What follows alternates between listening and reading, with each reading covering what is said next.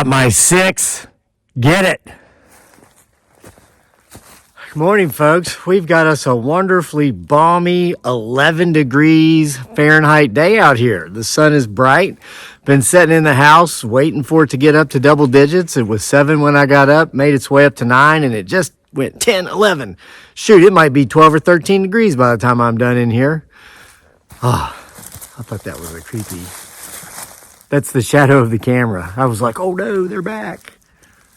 All right, so hey, mission accomplished, great success. We finally formed a safe place for those of us who have had experiences to come and share our stories. This is a place for not people who believe and follow a scripted conspiracy theory line and will hate your guts if you stray from that. This is for folks who have witnessed. This is for witnesses, not believers. This is for people who have experience, not opinions. Everybody's welcome, but you must be nice. You're out of here. All right, let's get on with some stories. The first one's from Doug. It doesn't have a happy ending. Doug writes, firstly, well done. You are reaching people. My name is Doug. My wife and I enjoy your videos and thank you for your service so that our children would have the opportunity to pursue their best life. Doug, thank you for your appreciation. We have lost 5 guinea birds in just the last weeks following the fog. Yes, we had strange fog here in Oklahoma as well that seemed to be followed by strange illnesses. And yes, it is the season for viruses to be spreading, but this has been beyond excessive. Our birds have been thriving up to this point with zero reason to be dying, several per night recently.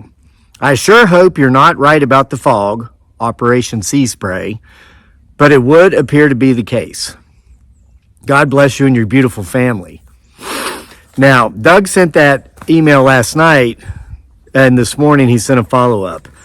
He says, sorry for the update, but I sent this I'm sending this email this morning, he sent it this morning before checking his animals, but then he went out and checked the animals and came back in. 5 more were dead this morning. Something for sure is going on.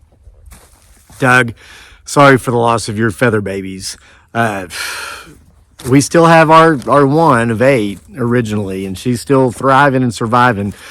Somebody did bring up the issue of this snow melt and how that might affect things. So even though she doesn't like being inside here, she's going to be moving inside once this snow starts melting off, regardless of what she likes or not. You know, it's like kids. You can't give kids choices.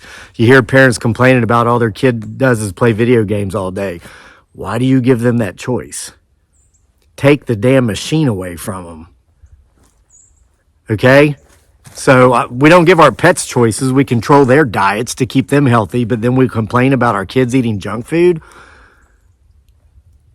FYI, if you missed the members only video yesterday, that was one of the things we talked about for 31 minutes. Go check it out. I want to thank all the Homesteading Off the Grid, HOTG faithfuls who are members. Wonderful access to a wonderful video made yesterday, 31 minutes long.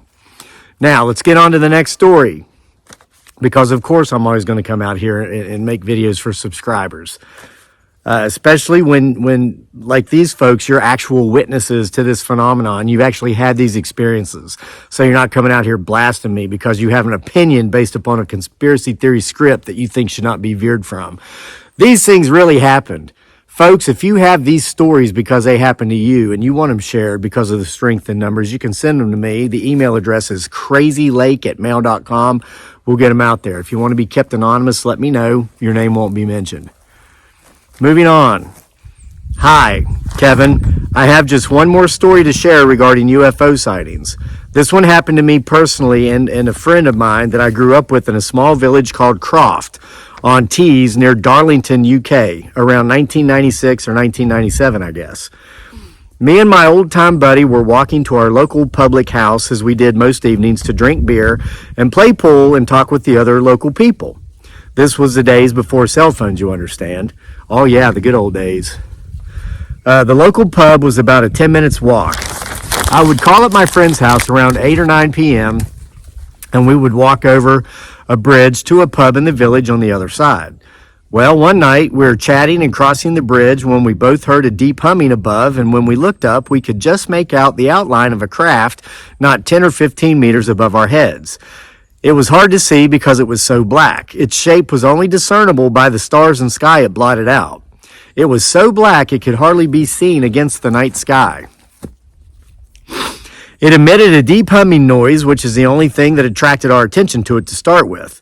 It was hovering, but moving extremely slowly, like 5 miles per hour, east to west. Its shape, as far as we could work out, was like the dimensions of a shoebox. It was about 10 meters in length, 4 meters in width, 2.5 meters high. It had a rectangular fin sticking out from one side, and there was a square fin in the middle. It continued to make this humming sound. Panic filled us when we turned our backs and walked away from it towards the pub in agreement we should get the heck out of there, as we were feeling slightly terrified. Once inside the pub, we got a beer, sat down, and told everyone what we had seen, and drew pics on beer mats, feeling a little shaken and also excited to tell others. Unfortunately, our story seemed to fall on deaf ears and was jokingly pushed aside and forgotten, but I will never forget what I saw and how I felt while seeing it. In recent years, I've wondered if what I witnessed could have been an early drone technology developed in secret by the military. It was scary at the time, though, and it was huge, like a black rectangular box, humming deeply and so black it was almost invisible against the night sky. Anyway, I wondered if anyone else had seen anything like this, as I often think about it. Thanks. So, there you have it. Another real-life, actual experience from a witness. And that was my goal once we got past the conspiracy theories, Project Bluebeam that never happened, the invasion that never happened, the martial law that never took place. There was a smooth, peaceful transition of power in D.C., and again, the build-up, I called it, and it turns out I was right. That was the false flag. The false flag was the build-up to get you folks who have had these experiences to come out of the woodwork with your stories, which many of you have done, so that then, when the false flag event never took place, everybody could point at you once again and say, ha, see, we told you they're crazy. They're crazy. Don't listen to them. They're nut jobs. They said all these terrible things were going to happen, and none of it happened. This way they can continue to covertly do whatever they want. Hide the truth, experiment new technologies, some nefarious, for better or worse, use people as guinea pigs. But hey, it was our goal to still be standing after all that did not take place, and here we are.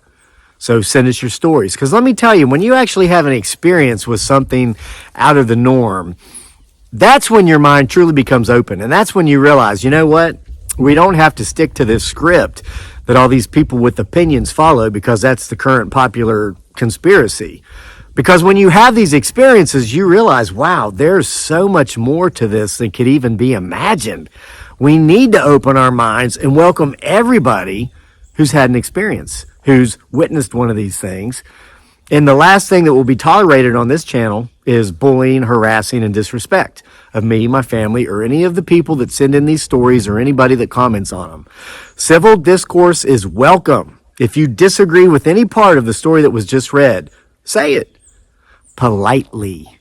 But you don't have to call the person that sent the story in all these terrible bad names. All right, moving on to the last of today's 3 stories. Very, very creepy. Before we do, I want to point out that there were some of you who were emailing me because I guess our Etsy store had sold out of print copies of my novel, Isle of Capri. That's me trekking around in the jungles of the Philippines, it looks like, when I had short hair. The Capri, if you didn't know, is the Filipino version of the North American Bigfoot Sasquatch. A lot of similarities, a bit of differences.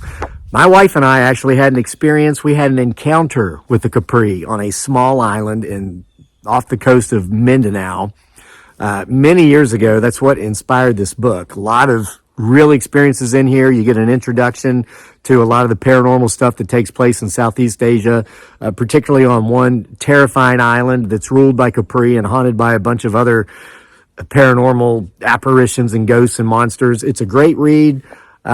I did get about a dozen more print copies in, so I can sign them for you if you get them from our Etsy store. The link is in the description box below. And again, remember, if you're a member of this channel, point it out in the notes that you're a member, because members also get a free autographed print copy of my novel, The Box. The only romance novel I've ever written, probably the greatest romance novel ever written. Just saying. Now, moving on to the last story. This one's pretty neat. Hi, Kevin. If you share, you may use my name. It's Linda. I'm a newbie to your channel, and after listening for a while to a few stories, my husband said to me, why not share your contact story with Kevin and others like you? Linda, I'm glad that you listened to your husband. Thank him on my behalf and on our viewers' behalf for encouraging you to do this and send this email in last night. She continues. So here goes. My experience happened when I was 12 years old. I am now 63 years old. I did the math. I guess this would have been circa 1973. FYI, that's the year I was born. So I like this story already. My family consisted of my father, who was the head police supervisor for the whole district of Waikato, Hamilton, North Island, New Zealand.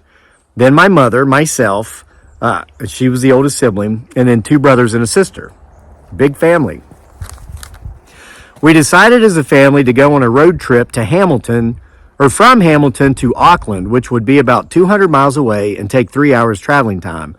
Upon leaving Auckland to return home to Hamilton, the time would have been around 8 p.m. Around 10 p.m. as we were traveling, we had the mountain ranges on our right, then the Waikato River in the middle, and the road running alongside the river. It was a clear night with the full moon. Mom noticed a light just sitting over the top of the mountain range on our right. Then I noticed this bright light that shot off very fast to the next mountain peak. This light hovered over that mountain peak, waiting for our car to catch up. This light kept shooting to the next mountain peak and waited for us to catch up, again and again. This felt like a game to me. This went on for about half an hour. Dad was quiet and didn't speak. He just kept driving while I chatted excitedly to Mom. Nothing we knew could move that fast from one mountain peak to another in the blink of an eye. Again, folks, this would have been 1973. I mean, I know I'm pretty fast, but I was just born that year. I wasn't even walking yet. So that wasn't me out there with a flashlight. Yeah, some of the accusations here.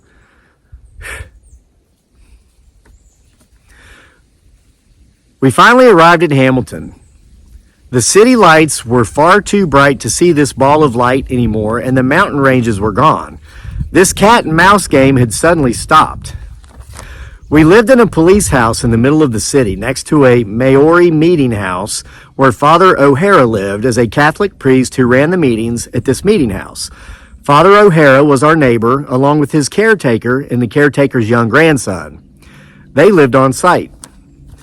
Dad turned the car into our driveway, and there, running to us, was Father O'Hara, the caretaker, and the grandson, all banging and yelling at Dad through the driver's window. Dad rolls down his window as Father O'Hara is yelling, Barry, Barry, that's my dad's name. There was a flying saucer just hovering over the top of your house, just above the roof. Father O'Hara said that he was sitting outside having a cigarette with his caretaker and the grandson. He said as soon as the car lights appeared coming down the street, this flying saucer just shot up and off very fast away and up into the sky. My father suddenly screamed out loud at us to all go quickly inside the house. I had never heard my dad yell like this. The younger children listened and scuffled inside, following Mum, but I lingered because I saw something. Now, this was the middle of summer and it was a hot night, but I noticed that all over the front lawn was a white frothy substance that looked and felt like soap suds. Yes, I picked it up and played with it. The foam-like substance just disappeared within minutes of looking at it and touching it. This craft left something behind. After years of my own research and common sense thinking, I believe my dad was mixed up in something or knew about this sort of secret research, and they just gave him a little shake-up saying, look, we are real and this is what we can do. I'm not sure whether it was human or an outer world people's technology, My dad and an uncle would travel to Antarctica regularly for work-related matters. Dad was part of the organization in the retrieval process for the Erebus crash and the victims. So my dad was doing many things in his service of 40 years. This incident did scare him. My dad was one tough cop, but that day, Tough disappeared. Dad never ever wanted to talk to us about this incident ever again. Dad has since passed. Thank you, Kevin, for allowing me to express and share my experience. I really appreciate your service and kindness on these matters. Kind regards, Linda. Linda, thank you for sharing your real, true experience with us.